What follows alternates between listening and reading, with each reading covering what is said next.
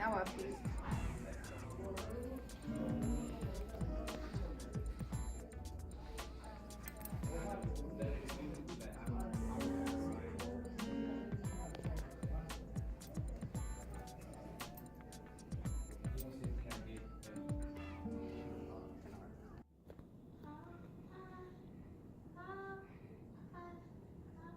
Close my eyes, and I know that I can survive. And I'll go ahead and start. So, hello, Daniel Demarse. Hello. Demarse? Is Yeah, that you how got you? it. Demarse. Okay. Thank Yeah, you so much for joining us from YOUmedia Chicago, and that's the Albany Park Library. I really appreciate you taking the time to spend with us here and share your experiences and your knowledge. sure. Can you tell the audience where you currently work, how long you've been there, Mhm. approximately how many youth you've served, when you started, and how many youth you're currently serving, and you can include in that, all the different places that you've worked in that. Sure. Okay. Yeah, so I currently work at the Albany Park branch here in Chicago. I've been here for, I'm going on 4 years now. And yeah, I started with YOUmedia, I think it was around 2011, 2012 maybe. And I started out as a rotating like mentor between 3 different branches, which was really cool because it kind of gave me an opportunity to see the program implemented in very different neighborhoods Right. across the city. And yeah, I feel like it was a really good crash course because certain things that would work really well at one branch like would not work at all at another one. And I had to kind of respect the different like neighborhood cultures and like types of students we would see and just like, yeah, different like attitudes towards things. And it was great. It was like kind of difficult just commuting all over the city all the Right. time, but I Right. Now, definitely was that the beginning of this? Was that kind of the when YOUmedia started? Did you actually YOUmedia start with? started in 2009, so I was Okay. like a couple of years after it started. But Awesome. the program was definitely still going through like a lot of like changes when I started too, Hmm. especially as far as like ownership and like who like it started out with I think like kind of more of like a conglomerate, mostly all funded by that initial MacArthur grant that we got in 2009. Right. But then eventually it was like pared down until it was just the library controlling it, which is where it is Right. now. And Awesome. And we've you, so kind of you've 6 years you've been doing it. About yeah, six yeah. years. Hmm. That's really amazing. And again, I'm lucky Yeah. to have you here. I feel very, Yeah, of very course. lucky to have you here. Yeah, like I mean, I feel lucky to have been doing it for a while, and we definitely Right, want to like help people who are yeah, kind of just starting out or kind of yeah, I don't know, right. like we've been doing it for a while, so we've made a lot of mistakes and also done some things right too. So Awesome. That's anything we great. can do with that. So again, about how many students did you start with back then and about where are you now? Yeah, it depends on the branch. So I was working at the middle school branches at the time. One of them was like particularly busy. We'd probably see like 20 to 30 kids every day. Mm-hmm. And some of the like the quieter ones, maybe like 6 to 7 students. After that, I went to the downtown branch, which I believe serves around like 100, maybe Wow. 120 on a busy day, but sometimes like slower days, 60, 80 kids a day, something like that. That's like that was the only high school branch for a long time. So it was just like people from all over the city. The idea was that if you were in high school, you could maybe be able to get downtown, and that's where you would go. Right. And then our program expanded a few years back. That's when I started out at Albany. I like helped open up this branch. And here, like pretty much after a few weeks, we were probably up to like maybe 20, 30 students a day. Mm-hmm. And then for a while, we got real busy. It was, I think last year was kind of we were peaking a little bit. Maybe like it would be pretty consistently like 40 students a day, sometimes like 50 even, Right. kind of coming in and Wow. out. So yeah, we're really, this branch is particularly close to one high school, so we see a lot of attendance from that school because it's just kind of across the street. Right. So it's really easy for students to stop by on their way home. Right. But yeah, we also get a mix of like other high schools in the area too. That's So awesome. yeah. That's great. Hmm. Can you give me a brief description of the role YOUmedia Network's community of practice plays and how it's helped in developing your program and meeting the needs of the youth that you serve? Yeah, I think that YOUmedia spaces can be one of the strengths is that they can be kind of fluid. Like one of the things we say a lot at the Chicago branches, like if we don't already do whatever it is you want to do, if we don't have a program for that, we'll start it. You know what I mean? Right. If a student That's comes in awesome. and they're really passionate about something, we're willing to like learn alongside them, Right. which I think is a real strength. for any kind of like youth site. You know, like students are just going to come in like interested in things that you've never heard of. It's very Right. possible, right? And it happens a Right. lot. And Right. instead of just being like, oh, I don't know about that or I don't care about that, you know, that's not what we do, to be willing to do that. So I think the community of practice is a great place just to hear about people trying different ideas, and just hearing their success stories and thinking about whether or not you could replicate something there. Right. And yeah, even a lot of just the cool document sharing, like different like training manuals or certifications. I think one of the biggest things Chicago has taken from the media community of practice is I believe it was Pittsburgh who first did the traveling kits, Right. because the library basically has infrastructure already in place to send giant boxes of books around, these big like plastic tubs. And Pittsburgh started sending like workshop kits. It would be like they did a stop motion one where you'd get a camera and you get like a backdrop and like a little instruction booklet, and different branches could just check that out for like a month or something like that, and it would come, and then they would try to organize a staff member too that would maybe be able to go out there and give some training once the kit had arrived. Right. But it's just a great way to build out resources, especially like Chicago has 80 branches, right? So it's a Wow. huge like kind of network. Right. And we not all of the teen sites have YOUmedias. Not Right. all the branches even have teen sites. You know, we're still kind of building out the teen services department.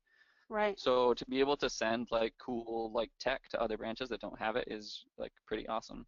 That's And I think cool. the system in general like works pretty well. Awesome. So yeah, I think that's like one big thing we've taken from the community practice. And like I said, just kind of the sharing of ideas and like Right. yeah, stories. I think that's like one of the most Right. valuable parts.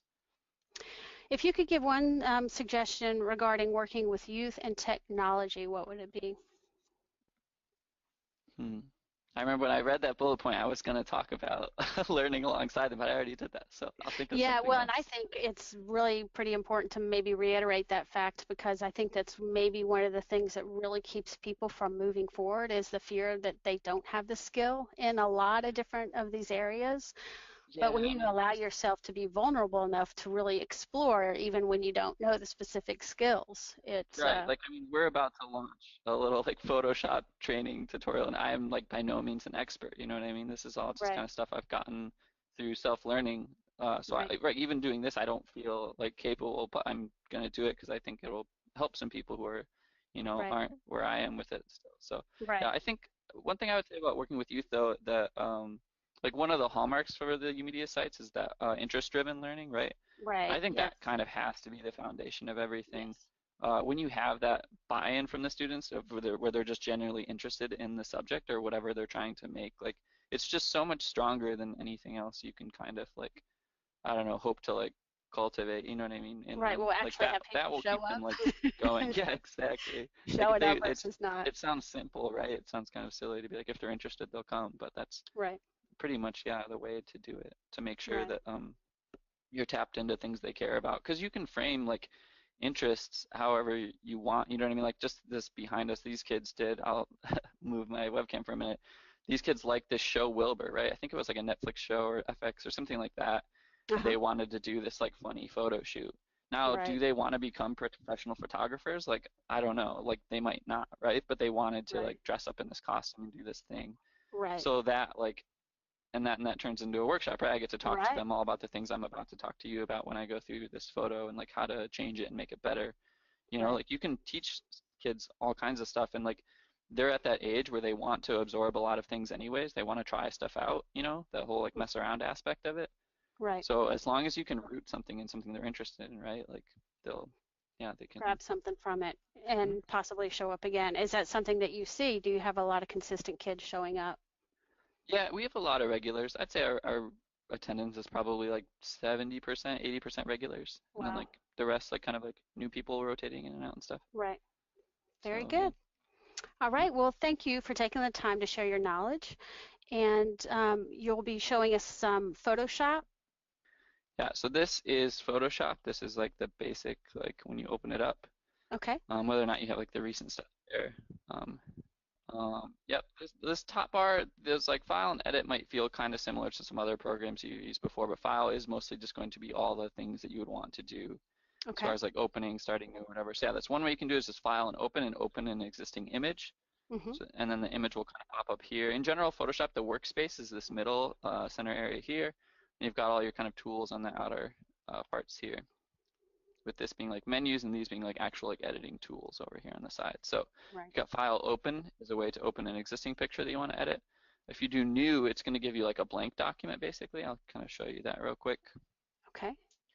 And yeah, something to note here. So by default here on this one, it's setting up the image as far as inches. So if you wanted to do like a flyer that you knew you wanted to print on like 8.5 by 11, you could like put that in there. Right. Another thing that's kind of useful in this menu is that you can also like do things by pixels and like resolution kind of stuff like that. So that yeah, you do have a drop-down menu here for like different like And what's formats our and stuff like most that. basic pixel kind of, can you put it in that kind of perspective of the Basic for pixels? Yeah, I mean it's kind of like you'd see like 1080, like 1920 by 1080 Okay. kind of stuff, you know. I'll even just type that in so you can see. Yeah, and you can create what type of background you want, but if you said okay, this would be like a, like a traditional like widescreen like monitor kind of like resolution. Okay. Yeah, and so that's opening a new one. If you have multiple documents too, you can see that they start to appear here on the bar, and you can just switch between them by clicking through. So, yeah, let me just glance at this. I talk about everything. Okay, cool. So the buttons here, while I kind of go through this, what I'm going to say is that learning Photoshop, it can feel a little daunting at first because there's so many there's so much control over things that you can like exercise. So a kind of good attitude to focus on is just like becoming familiar with just like the few places that you know how to do, and just like not worrying too much about some of the extra stuff that you'll see around. It's almost like if you're getting to know a city, if you just moved somewhere, you know what I mean? You kind of first need to know. That's a good way to put it. Yeah, you know, like I go to work here, this is where I like to go to eat. Like you just learn a few places at a time and don't kind of worry about like learning every like, you know, street corner or something like that. So I'll kind of bring up a few of the like commonly used tools as we go down here. Okay. And just kind of go through. So by default, or usually default is the move tool, this area up here. And like this will be the tool where like most people, if they're trying to do something in Photoshop, this is like the tool that they want to be like using. But yeah, this is just for like sliding and moving things around, like different pieces. Right now we only have just a single photo, which is the background. So we can't really like move anything, but yeah. The next three tools are all for selections, for like selecting different parts of the photo, and I'll get into that at a later time. This is the crop tool, which I'm going to focus on in just a minute. Other than that, there's like eraser and paint bucket. Those might be kind of familiar to people already, like an eraser. Actually, it's something different, but can just erase things. And paint bucket can like fill in like solid colors, you know, something like that. Do you have to make a shape first to fill in a shape or kind of thing? So when you go to fill in, what it'll do is it'll kind of sense changes in color, and there's a tolerance level here that you can change. This is probably like more for like a different lesson or whatever. You can like choose how picky it is. Like see here when I clicked it, all these were like a similar enough gray that it just filled it in. Whereas like his coat here, yeah, that kind of did it too. You know, there's different parts that it'll sense a change in color in. Okay. But yeah, after that, just the text tool, this like T here. Actually, it looks like the newer version of Photoshop here too. When you hover over it, kind of tells you like what the, it gives you a little, almost like a little mini tutorial of what the button will do. But yeah, text tool is pretty simple. You can just add text to a photo. You might find if you have a nice camera that the font size needs to be pretty huge to actually show up because it's like such high detail or whatever. But yeah, we can like click there and add text to a photo with the text tool. And then lastly, I'll just get into like zoom in and zoom out. So by default, you'll click and you'll zoom into the photo. And if you hold Alt, do you see the little, there's a plus sign right in the middle of my magnifying glass here? If I hold Alt, it turns into a minus sign, which means it's switching to zoom out. So. Now, question, when you do that, can you actually save that kind of change if you actually want to keep the image zoomed in? So this is just, the zoom function is purely for you viewing the photo. It doesn't change, and like if I zoom into here, nothing about this photo has changed. I'm just looking at it closer. Closer up. Okay. Yeah, there's a different way to actually like change the image dimensions and stuff like that.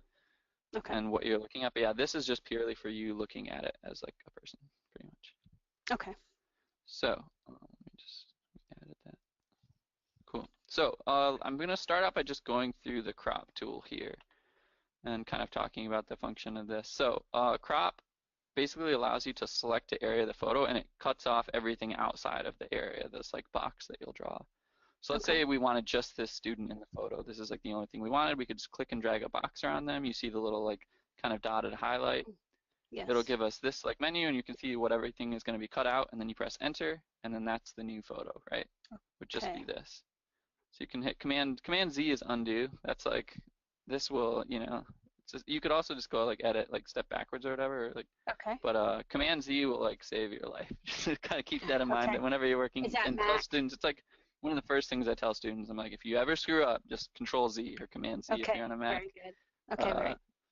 Yeah, undo is like the best, right? Edit. Yes. I've gotten to know that one already myself. Yeah. So actually, just give me 1 second, okay? So.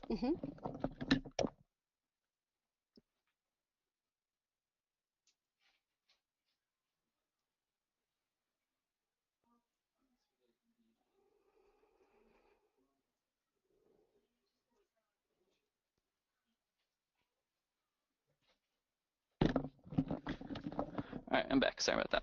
Awesome. Thank you.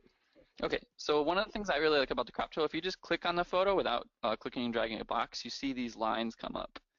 Okay. And you can, right now, you can drag from like the corners here. If I wanted to just crop like sideways like that, you can crop diagonally to down in the photo. But the cool thing about what you're looking at when you just click on it and get these lines is this is called the rule of thirds. Okay. And it's one of the like kind of basic photography principles for like composition of a photo. Studies have just kind of shown, and like artists kind of agree that things that fall along these lines of thirds, if you just kind of divide, they're just called the rule of thirds, right? Because if you just divide each section like horizontally and vertically 3 times, you get these like 9 boxes here. And our eyes are just kind of naturally drawn to things that fall along these thirds. And it just like looks like a nicer photo to us when that happens. One of the best videos I've found, I put it in the thing I believe here. Yes. Is this. Yeah, so I've sent this to you. Maybe you can like link this with the video. This video is awesome for describing the rule of thirds. There's like, it's hard to find good tutorials and things, right? It's 3 minutes, it's perfect. And this guy kind of just goes through and demonstrates why the rule of thirds kind of works the way it does in a very like good way. So you see this like photo where he's got the subject like just directly in the middle, and then what he does is he just like in real time shifts the camera over and talks about how this is so much more of a compelling image now that it's like along the third and kind of bringing that up, right? So yeah, the rule of thirds, it's kind of one of the basics like when you're first starting out, right? Like not everything is definitely set along the rule of thirds, but like you probably should learn to use it before you decide like you want to break the rule of thirds, right? Okay. And another actually really cool way to do that for students is to just pick out like a movie trailer, and pretty much almost all movies are just constantly shot in the rule of thirds. So you can just pick the most current one just to demonstrate your point, which is always kind of like, I think the students get a little surprised by how demonstrative it can be. So just open up the movie trailer, and like almost every shot will have everything falling along the thirds. Wow. Which is really cool. The students will be like, "Whoa, like I never noticed that," and you can be like, "Yeah, like now that you know it too, it's like hard to stop seeing sometimes if you like think about it." Right. So yeah, open up a movie trailer and just like keep pausing it every like still shot, and you'll find that it's almost all rule of thirds. So for this photo and cropping it, like I said, I like to click on it to see the thirds, and we can decide what we want to crop out to make it a little bit more of a balanced photo. And so for starters, this is shot. A lot of students when they first start taking pictures will just put their subject directly in the middle, right? Like to them, it's almost like target practice. Like this is my subject. I'm going to put them right in the middle of the photo, but it doesn't usually make photos like look very like interesting or good, right? And a lot of times what you have too is like different objects that can kind of create noise. Like I would say this like light post in this tree here, kind of like they don't really do anything for the shot necessarily, and they kind of pull our attention away from our subjects. Right. So that might be something we want to just kind of crop out at first. So I can kind of just drag this over. Maybe we'll just get just to the trunk. So I still kind of like the little bit of elements over there in that tree. And then, yeah, we can kind of think about anything else we want to kind of keep the photo balanced. Probably don't want to cut like too much out of the top here or anything. We could come up a little on the bottom to kind of keep our like ratios a little bit better, and we could crop the photo like that. So now suddenly I feel like this pointing happening here is just like kind of jumping out to us a little bit more. We also have a little bit more space on the side here. And if you look at the thirds, our subjects are falling like pretty close to this like left third here, right? They're like kind of along that. And we've got some like empty space there. This is also something called lead room that you like to have in photos and video. Like when subjects are looking in a direction, it's better to have the empty or like open space in that same direction that they're looking. Like a photo would look, let me do a couple steps back. here. I really like opening the history tab too. If you just go window history, you can see everything you've done to the photo since the moment you Oh, opened wow. it. And you can click back on steps and just start at any of those. Getting like a weird noise. Oh, Wow. it's because I'm still in the crop. There we go. So if I say open, like this is from the beginning. We added some things Okay. and cropped a little bit. So say if I go back to the opening here, like a photo that's cropped, like right, if we didn't give them lead room, if we like tried to set it up like this where they're on the right third, like this just Yeah. looks kind of awkward to us, right? Yes. It feels kind of funny to have them pointing in the direction that's immediately kind of cut off, you know? So yeah, we've got like our crop we bring in from the side here, maybe a little bit up. And so yeah, that's like our first kind of thing we're going to adjust with this photo. And that crop, the way that you're making it cut that way is that you have selected the crop tool itself and then just double clicked on the picture and then moved your arrow over basically to do your trimming. It's actually a single click. We'll bring up this. It's a single click? On the photo. Yeah, you select the a crop single tool, click. and then you click on the photo and you'll get your rule of thirds that then you can kind of start dragging around. Okay, so that enables you to drag around instead of having to do the, Yeah. I learned something already. Yeah, so one of the kind of two things, I'll just say one last thing about cropping too, and this kind of rule of thirds is that it can make for a really good introductory photography workshop, just kind of cropping photos and thinking about rule of thirds.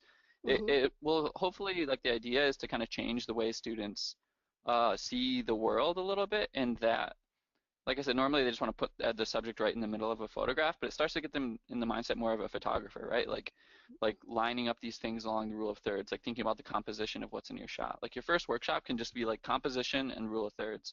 There's like a few other principles like guiding lines and stuff. Like this photo actually, in the beginning, let me go back to our history thing here. Actually has a little bit of like a cool guiding line here where these two like curbs kind of bring your eye like right into where the middle where the students are sitting, right? There's other kind of cool things like guiding lines you can talk about with students. There's all kinds of elements of composition, right? The rule of thirds is like one of the basics. But yeah, just to get students looking at the world differently, you can head out. One of the things I like about photography workshops is you can just take them out into the world, right? It doesn't have to be like in your center. Like walk around the neighborhood, shoot some photos, and they're walking around the neighborhood. They've been walking around forever, but they start to see things like differently when they try to balance like shots. And that's definitely one of the things I like about photography, that you get to get out in the world first and experience some, and then bring it back and play with. Yeah. Now, to get to the history, was that through the windows? Yeah, window. So window will show these. This is like all the different kinds of like menu options that you have to like kind of like work with your photo. Yeah, these. If there's a check by, it's currently active. Okay, very good. So, yeah, so then we'll do one more thing to this photograph, and these are like two things that you can do on just about every photo can be benefit from cropping, and the other thing I'm going to do is like a curve, which is like a light curve. So if I go to here to image and adjustments, I'll see the curves menu. And also, it'll always show you the hotkey too for these things if you want to start getting like real fast at moving around Photoshop and editing. Control M will bring up the curves. And so yeah, you have your photo here, and this is what's called a histogram that we're like looking at with this like line on here, and it kind of shows the density of pixels in different like light ranges in the photo. But what a curve will do will basically change the way like the lighting in a photo. Even when a photo like looks like pretty like perfect and well lit, oftentimes just like adjusting the curves, even a small amount, will actually just change it for the better and make it like actually perfect. So basically, when you see these like levels here, you don't have to understand them too much, but things on the left side, it shows like dark pixels. In the middle is like grays, and then the white is like, on the right side is like highlights. And what you'll do is you just click anywhere on this line, probably like start by just kind of clicking in the middle, and if you drag it up, it brings out the highlights in the photo, and if you drag it down, it brings out the shadows in the photo. Okay, wow. And so you'll see like, with this photo, like when you do it right, like, and you just let students play with this, right? Have them click on it and see, like, the first thing they'll probably do is go like that, and they just like to see the extremes of sometimes of what things can do, right? But yeah, let them kind of adjust it. So if I do this, right, the more I like put light in this photo, it just kind of starts looking washed out, right? It doesn't look very good. So I'm probably not going up into the highlights of this one. But as I go down here, I kind of like the way that some of the colors in this photo come out a little bit more. Like from this is where we had an opening to like this. See the greens are just like, they just get a little bit greener. The blue in his shirt just kind of becomes like slightly bluer. So I'm just going to hit adjust it like a little bit more, hit OK. And then I'm going to use the history thing to show the difference, right? Like this is what the photo was, and then this is what it became. Okay. And it's not huge, right? But when you just Right. notice that there was that kind of, it almost looks like a gray film almost, right? And then that Right. like just makes the colors a lot nicer. Right. So yeah, this was just like what we started with, and then this was the photo we ended with, and I think this one is just like a lot better, right? Right. Yep. Like the students are just more prominent, more the subject like feels like a more comfortable balance, and then the lighting is just like slightly better too. So I think I've got one more example of a crop and curve that I wanted to do here. This is a photo I took with a student who was interested in kind of like doing some like acting and things like that, and he wanted to go out and get some like nice photos of him out in the world Right. and stuff. So yeah, let's just start out once again. This photo we probably won't need to crop too much for this one. So I'm just going to activate the crop tool again by clicking over here. Click once on my photo and look at my rule of thirds, and the student is already like placed pretty close to this bottom third. You can see they're pretty well on it. Yeah, you could maybe, if you want to take out a little bit of like the sky up there, bring this in. Like I think I would cut like just about like that maybe if I was cropping this one. Right. Like I kind of like the way this bottom line looks here. I don't want to do too much, but I think that is like a slightly better photo there. So the crop is simple, but what you might notice about this photo already is that it's a little bit dark. So I'm going to go into the curves again here, image and adjustments, and you can see too by our histogram, see all the pixels here over on like the dark Yes. side and the like lack of the ones over here, right? So once again, we're just going to click on the line. Like obviously we're not going to go down into like a darker area, but like bringing up this here, you start to, the photo is just like a lot more visible, right? The tennis courts look like a little more natural. And yeah, it just like gives the photo like a nicer look by adding the highlights kind of back into this photo. So once again, we started with this and ended with this. Now they're not major differences, but like once again, I said, just kind of, it's a way to kind of perfect the image. Right. Cool. So yeah, that's basically it for cropping and curving. Does that make sense? Yes. Cool. And these are adjustments we were doing to just like kind of the base photo itself. We'll get into with some of the other techniques I'll show. It'll get into more of just like kind of creating your own like maybe more like photo mashups or something like that, or things that are a little more drastic. Right. But like I said, I think for just like composition, this is like a good place to start. Yes. Okay, That's let's move on to, let me see here. Okay, yeah, we'll just go on to hue and saturation because there's a lot of cool things you can do with that. In addition to kind of, this will be a good transition between like tweaking photos and actually like changing them completely. So Right. yeah, here's this photo I took with a student. They're actually in like a music group in the library, and I think they were maybe going to use this for some like promotional stuff for like a show they were trying to promote. Okay. But yeah, got the student in the library or back in like our garden area here.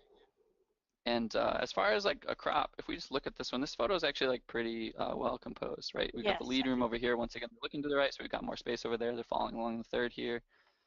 You know, I mean, you could try to like cut in maybe like a little bit on the top. Like I don't know if you think that's like, some people might think there's like a little bit too much headroom up here. You never want to obviously like, that's another thing to get students when they're thinking about composition in rule of thirds. Like a lot of times people, when they're starting out, just accidentally cut people's heads off, right? Right. Like that. Like Right. you never want a photo that like you kind of don't give them appropriate headroom. So, you know, I mean, if we really wanted to, you could maybe like cut a little bit off of this one, but you know, it's a pretty solid like composition for this photo anyways. Yes, it looks good. Yeah, and once again too with the curves here, I think it's like pretty balanced like that. Looks kind of washed out. You don't want to get too much darker.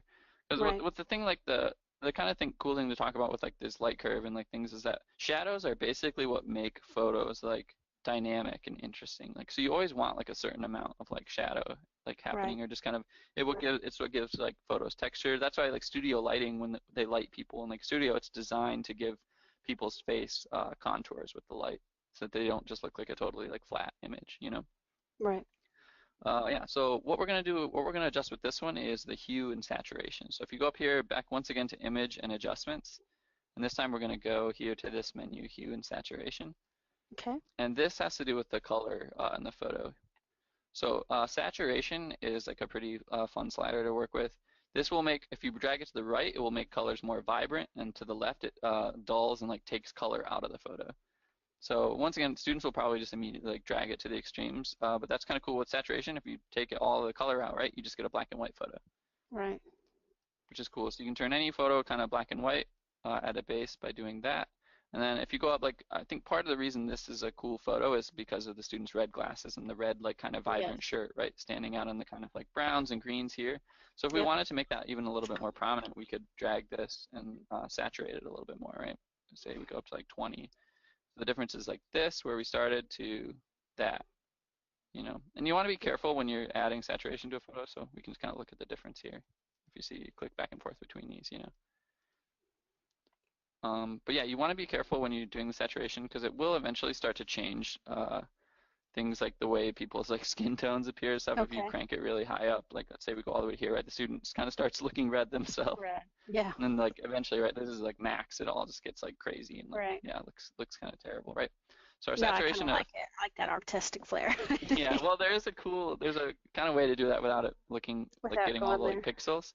Right. And that's by adjusting the heat. I'll show you now. But yeah, so saturation is just for the vibrancy and like strength of colors. And then if you start adjusting the hue, like very quickly it won't look like the original photo, right? But this way you can kind of cycle through, and students will probably really like some of the strange like color combinations that you get just by like using this hue slider and cycling through some of these. Wow. Right. So this is a way that you're more like drastically like impacting the photo, but in a pretty sweet way with like a lot of control. And this honestly, like a lot of the key to like different like Instagram filters and stuff, it's just different levels of like saturation and like other kind of sliders in Photoshop, right? They're just presets that people use to edit those things. So that's like just hue without any like, with just using the slider. There's one last kind of function you can use here, and that's colorize, and then it sets the entire photo to a single color that you can then change with hue and saturation. So I'm going to bring this up a little bit more to make the color more prominent with saturation. And then if I adjust through here, right, it's just all going to give me the different colors that I could like, put this photo in. Okay. So yeah, these can be kind of like a cool introduction to like changing colors in a photo and like making certain colors stand out. And I'll kind of segue that to start talking about selection. Okay. So right now, whenever we've made an adjustment to a photo, it's made that adjustment to the entire thing, right? Like if we change the color or something like that, or the light curves like we're doing. But let's say you wanted to do it to just part of the photo. The way to do that is with selection. So these top like 3 tools here, this box select, there's a lasso, and then quick select. These are the 3 different ways that Photoshop lets you select like just part of a photo to work with. Okay. So I'll go through this rectangular like box select first, although you probably won't use it very often. But this is pretty simple. You just click and drag a box. You'll see those like dotted lines. And this is now selected, right? So let's say I was going to do like, you know, curves with this or something now. If I do that, you'll notice it only does it right inside the box. Oh, wow. So now it's just that one part of the photo. But box select is probably what you're not going to use for like adjusting things, because it's pretty rare that something would fall on like a perfect line like this, right, that you wanted to adjust. So if I want to change my selection, I can just go to select and deselect, and it'll take that away. The other way to do it is like Control Z. Once again, if you like make a box select, just hit Control Z. It goes back, and then I don't have anything selected. Okay. So another way is lasso, where you get to basically kind of like just like draw a line, you know, whatever you want, and then that's your selection. Like you could try to kind of draw circles here around the student's glasses, something like that. But I really prefer, like my favorite way to select things is using this quick select tool. Like as I've worked with Photoshop, this has kind of been the tool I've come to use more and more often. So with quick select, you get a little like circular area like this. It's like a brush stroke basically. And you can change the size of the area you're click selecting with. Like up here, once you select a tool, a lot of times in Photoshop, you get the options up here on the top of like how you use that tool. So with this, I can choose the size of my brush, right? So if I did this, the brush size gets a lot bigger. You can see the area I'm clicking, or will be clicking, will change. But yeah, let's go back down to like, we'll go to like this size, right? And what the quick select tool does is it looks for like changes in a photo, and it will select the area right up until like the color change point. So let's say I just wanted to select the student's shirt. I can click there, and you see how it kind of immediately goes right up to the edge? Yes. There's like a little bit of a shadow here, so it stopped. It didn't know if I wanted to also select that. But if I kind of keep clicking on the photo, it'll keep adding to the selection. And basically, yeah, we can select that very quickly. See how quickly it just went right up to the edge? You can kind of click and drag too. And yeah, just keep adding to the selection, right? So now I've got like the student's shirt, and actually their arm got selected down here too. So I'm gonna go back to the beginning here and just like do a quick drag across the student's body. You can see how quickly, see now I've got that area selected. Okay. And if I wanted to do that with the lasso, right, I would have to be like drawing kind of like perfectly. There is like another form of like this where it's a magnetic lasso, which it tries to do the same thing where it like senses the edges, but I find it to be kind of finicky sometimes. So what I really like to use is that quick select tool. So I just drag on the student like this. I get the other side of the shirt here.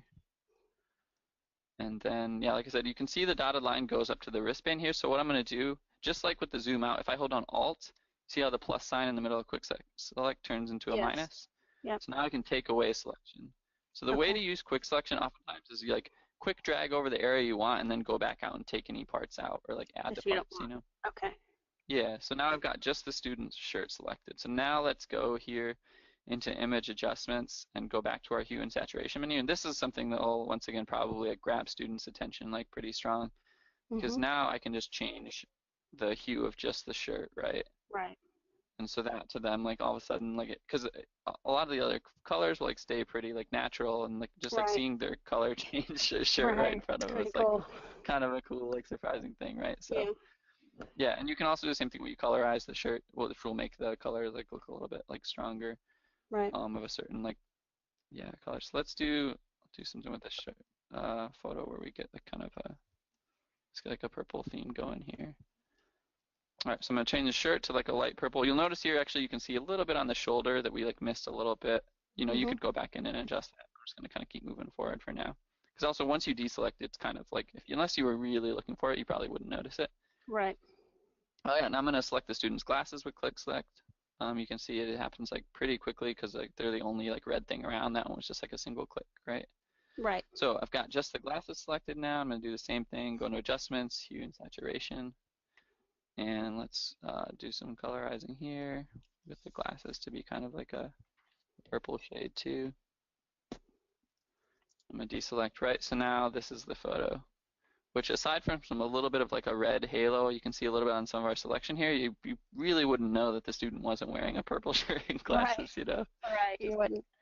Yeah, and so now I'm going to do something else to kind of demonstrate selection here. I'm going to go back and get everything that we had selected before that we've like changed. I'm just going to click and drag here to kind of get the thing going first. Once again, minus to take out this selection here. Try to get that little red spot there.